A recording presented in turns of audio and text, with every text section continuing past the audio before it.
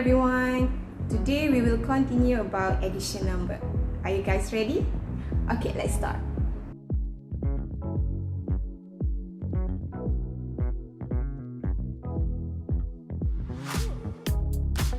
One, 2, 3, 4, 5, 6, 7. It's 7.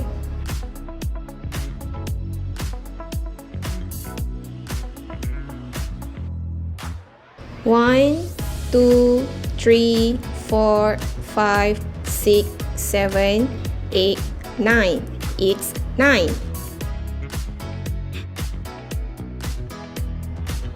Okay, that's it for today. See you next class. Bye-bye.